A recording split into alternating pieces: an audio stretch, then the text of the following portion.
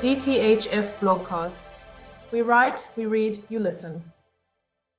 South Africa has made tremendous strides in the fight against HIV, coming closer than ever to meeting the UNAIDS 95-95-95 targets.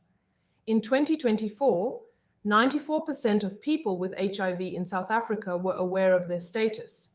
80% of those were receiving antiretroviral therapy, and 89% of people with HIV receiving ART were virally suppressed. These successes did not happen by accident. They are the result of sustained investment, both from within South Africa and from key international partners like the President's Emergency Plan for AIDS Relief, known as PEPFAR.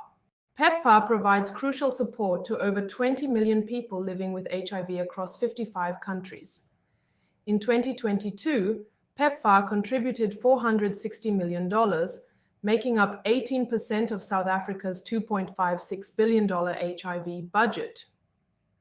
But what happens if that funding is suddenly slashed or eliminated?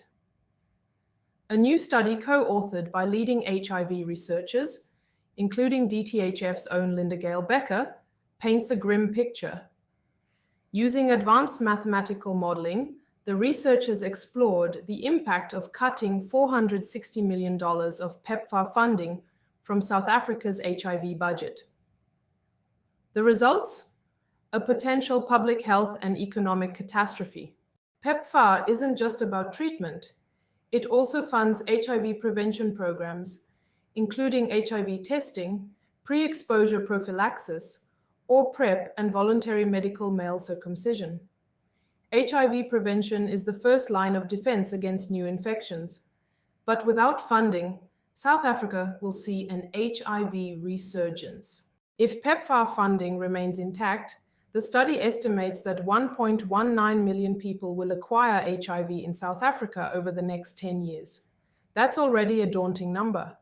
But if PEPFAR is cut in half, 286,000 additional HIV infections will occur.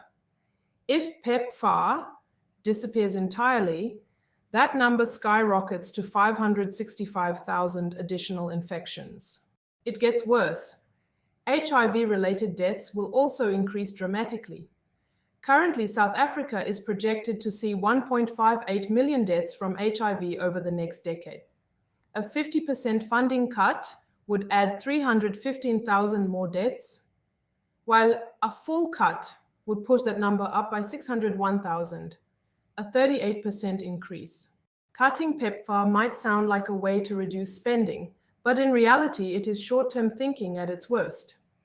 People with untreated HIV progress to advanced stages of the disease, requiring expensive hospital-based care, which will further strain the already overburdened health system. The modeling found that while immediate treatment costs might drop slightly, by $620 per person for a 50% cut, and $1,140 for a full cut, these savings would be wiped out by the long-term costs of a sicker, more infectious population.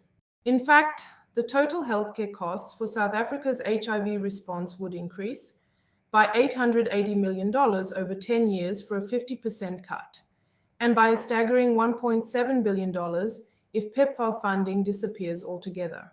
South Africa has a relatively strong domestic HIV response, but many other countries rely even more on PEPFAR. If funding is abruptly withdrawn, countries with weaker health systems could experience an even sharper rise in new infections and deaths. The researchers highlight that in places like Zimbabwe, where PEPFAR funds a much larger share of HIV programs, a cut could lead to 3 times more new infections and lost lives. This is not just a South African problem. It's a global crisis in the making. PEPFAR has been one of the most successful global health initiatives in history. Since its launch in 2003, it has saved millions of lives and helped control the HIV epidemic worldwide. But its future is now uncertain as political shifts and misinformation threaten bipartisan support in the US Congress. If these cuts go through, the consequences will be devastating, not just for those living with HIV, but for entire economies and health systems. We must act now to protect the progress made and ensure that equitable, life-saving HIV care remains a reality. We cannot afford to let short-term political decisions erase decades of progress. The choice is clear. Sustained investment in HIV treatment and prevention will save lives and money in the long run.